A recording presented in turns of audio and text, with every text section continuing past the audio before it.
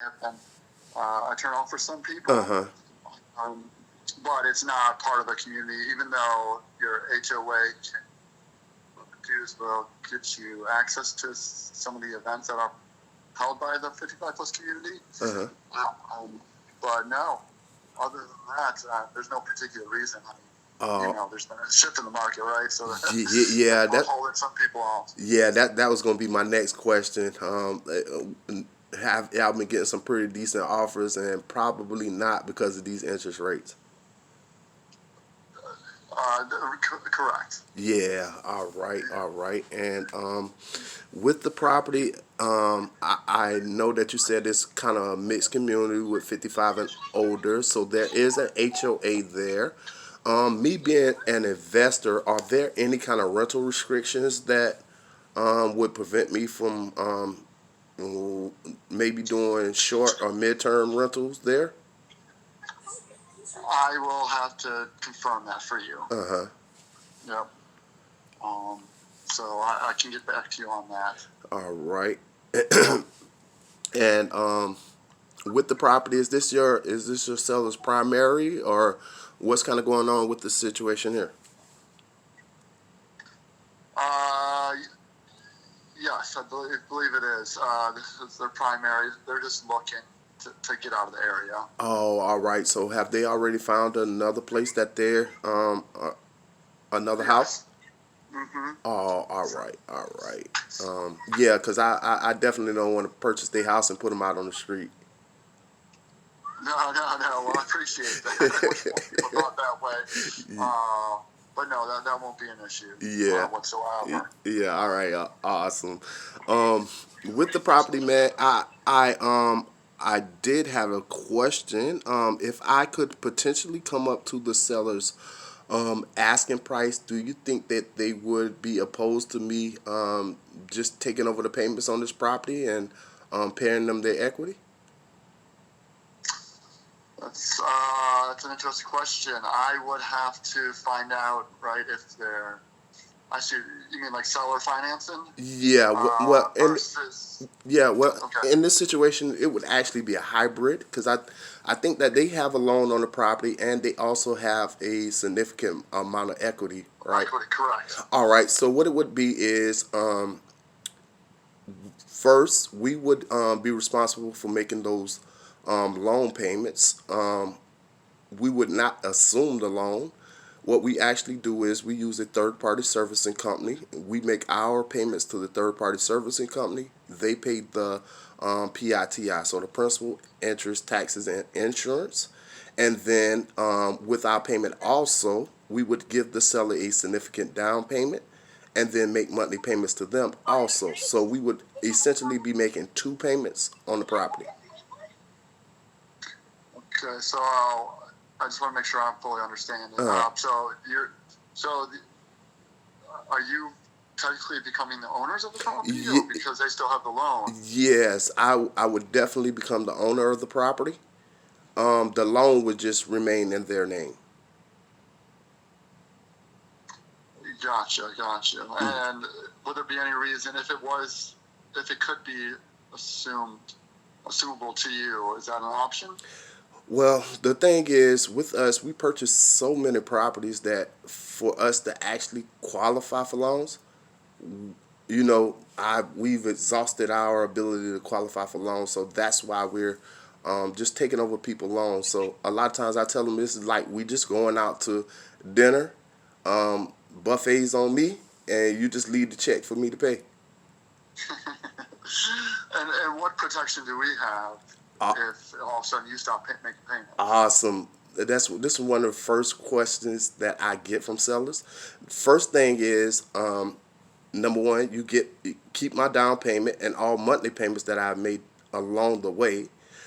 Secondly, what we do is we actually put inside of our agreement, which is called a performance deed. And with this performance deed, what it actually does is we would pre-sign a deed, so it's a deed in lieu of foreclosure. So let's say if I get hit by a bus or abducted by aliens and am not able to make the payment on the 31st day that I'm late on that payment, the property is actually deeded back to your seller. They keep the down payment, monthly payments, and all improvements that I have made along the way. So me defaulting would actually be the best thing that could possibly happen to your seller, because they can turn around and just sell the property again. So your down payment is the difference in equity. It could be. It just depends on how much Gotcha. equity they have, and like I said, the most important thing for me is cash flow. So as long as I'm able to cash flow on the property and I got a good cash on cash return, then I I'm able to actually pay more than a whole lot of other buyers who are having to purchase the property, especially with interest rates the way that they are. I see that your seller was saying something about like it's a 2.5% interest rate on it. Right. And then you would rent it out. Yeah. It's an investment property for me, so I wouldn't be living in the property. I'm either going to turn it into a short term, mid term, or a long term rental. One of the three. Gotcha. And then at the time you sell it, uh, what goes to my client? That's I'm just getting a little, little confused about it. Yeah. Whenever I refinance it or anything like that, then the existing mortgage gets paid off, and your seller gets the equity of their money. So wherever else I owe them, let's say for instance, if I give them a $40,000 down payment and they have $100,000 worth of equity, that would leave them like let's say $60,000 worth of equity left. I make payments for 5, 6, 7 years, so it's down to, let's say, $50,000 worth of equity. Whenever I refinance the property or I sell the property, then the underlying mortgage gets paid off, and your seller gets their $50,000 worth of equity. Because number one, the mortgage would be in the first position, first leading position, and your seller would be in number two. So there's nothing that I could do with the property as far as selling it, refinancing and stuff like that without them actually being paid off first. Gotcha. All right. Just trying to wrap my head around all this. So, let's just use some hypothetical numbers, right? Mm-hmm. Okay. So it's listed at 420. You're gonna offer 420. They owe, $200,000 on it. Mm-hmm. So there's a $220,000 gap in equity. Uh-huh. So we close. What are they getting at closing? Whatever we agree to. So if they are potentially open to it, that's kind of what I would need to know from them.